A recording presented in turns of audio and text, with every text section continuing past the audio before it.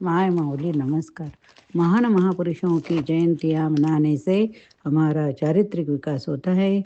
जयंती पर्व त्योहार मनाने से हमारे बच्चों को आनंद की साथ आनंदपूरी जानकारी मिलती है।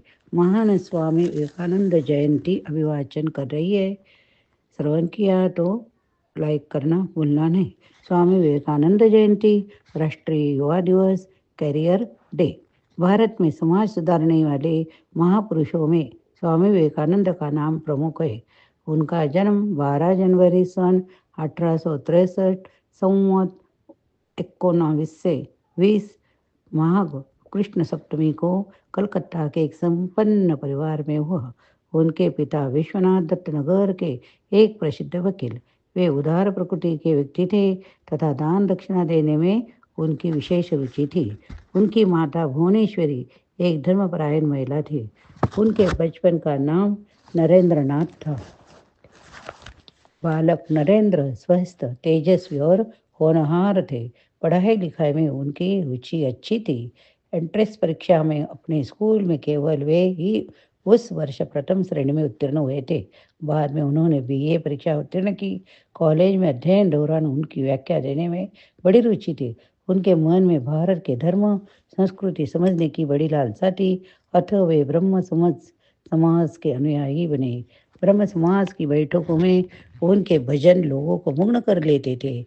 अवसर अक्सर वे धार्मिक प्रश्नों में विचार मग्न रहते थे। पाश्चात्य विज्ञान दर्शन का भी उन्होंने अध्ययन किया, किंतु उनके जिज्ञासु मन को शांति नहीं मिली। वे किसी अच्छे गुरु की तलाश करने लगे।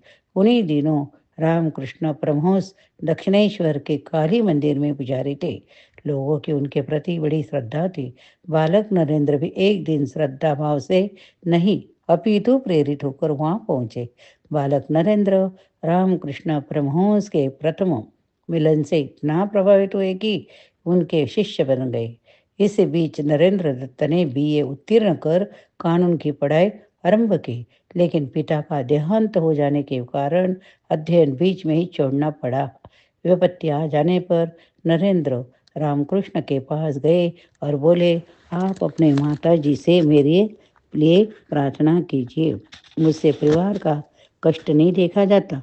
उन्होंने कहा, जा और माता के सामने खड़े होकर जो चाहे वो मांग ले। जब वे माँ के सामने गए तो स्वार्थ पूर्ति के कुछ मांगने के बजाय विवेक, ज्ञान, वैराग्य, वरदान मांग बैठे। क्या मंगवाया? विवेक, ज्ञान, वैराग्य, वरदान मांग बैठे। इस प्रकार उनका मन सांसारिक जीवन से विरक्त होने लगा। ऐसा देख माँ उनसे विवाह के लिए आग्रह करने लगी।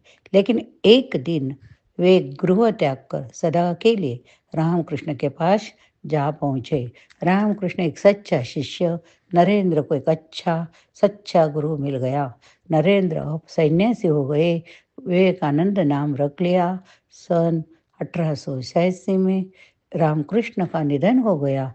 विवेकानंद ने रामकृष्ण का संदेश विश्व भर में फैलाने के लिए सन 1887 में रामकृष्ण परमहंस मिशन की स्थापना की।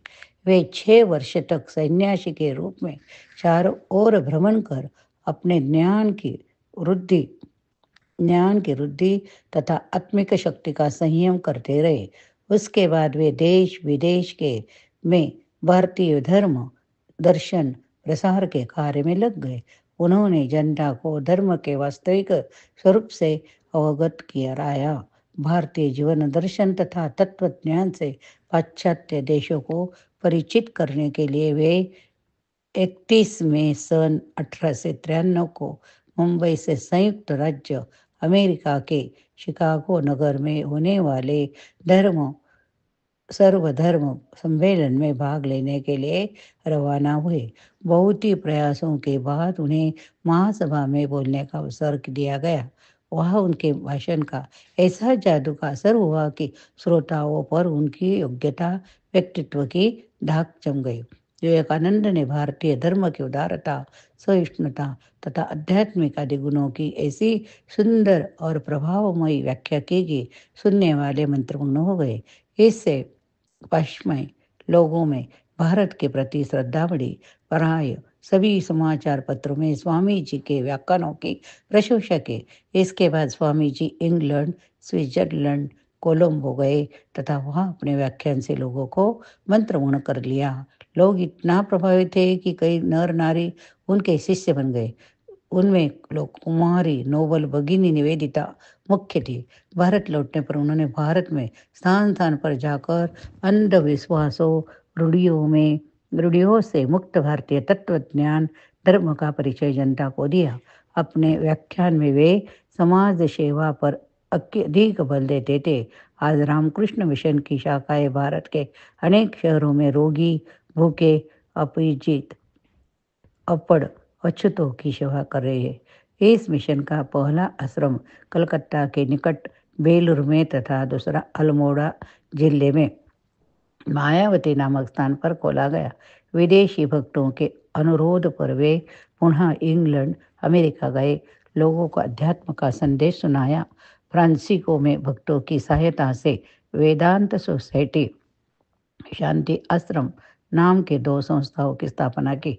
स्वामी विवेकानंद ने अज्ञान, अंधविश्वास, अशिक्षा, विदेशी अनुकरण, दासता, दुर्बलता आदि बुराइयों पर कठोरता से चोट की। उन्होंने वेदांत को पुरुषार्थ का समर्पक माना, न कि अकर्मण्यता का। वे देश की युवा पीढ़ी को शक्तिमान देखना चाहते थे। उनका सिद्धांत था कि इस क्षणभंगुर जीवन में लेश मात्र भी आलस्य नहीं करना चाहिए। उनका उद्घोष था, उठो, जागो, श्रेष्ठ को प्राप्त करो। देश का दुर्भाग्य था कि स्वामी विवेकानंद ने दीर्घायु नहीं पाई। 4 जुलाई सन 1902 को अपने विद्यार्थियों का पाठ समाप्त कर स्वामी जी टहलने लगे। वापस आकर ध्यान मग्न होकर बैठ गए। यही ध्यान उनकी महासमाधि थी। सर्व समभाव और जनसेवा का मंत्र फूंकने वाले स्वामी विवेकानंद के जन्म दिवस के अवसर पर युवा शक्ति को अपने भविष्य करियर के प्रति जागरूक करना चाहिए तथा एक उद्देश्यपूर्ण जीवन जीने के लिए एक लक्ष्य का निर्धारण करके तथा तदनुसार अच्छी शिक्षा ग्रहण करके का सही दिशा निर्देश देना चाहिए। युवा शक्ति ही देश का भविष्य है। श्रवण किया तो लाइक करना भूलना नहीं।